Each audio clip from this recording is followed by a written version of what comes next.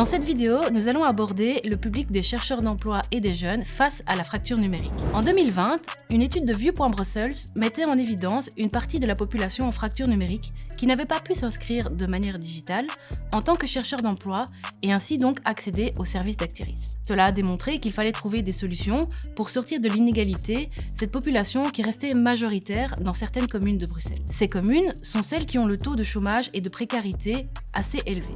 D'ailleurs, on sait que 16% des usagers d'Actiris à Saint-Josse et 15% à Molenbeek et à Schaerbeek n'ont même pas une adresse mail fonctionnelle.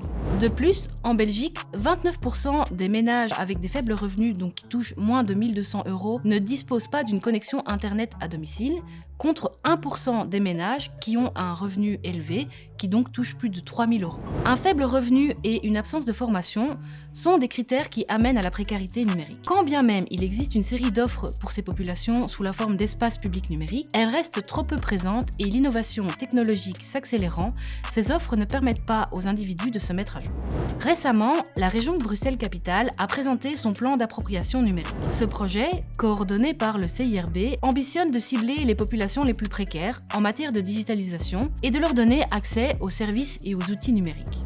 L'objectif est de permettre aux chercheurs d'emploi d'avoir une meilleure adaptation au marché de l'emploi en améliorant leurs compétences digitales. Cela passe par des formations de base en bureautique, le déploiement d'accompagnateurs dans les espaces numériques et des préparations aux tests de recrutement. Mais aussi, avant de proposer des solutions concrètes, le plan d'appropriation prévoit une cartographie précise des besoins en compétences numériques et de l'offre de formation IT de base offerte pour les chercheurs d'emploi.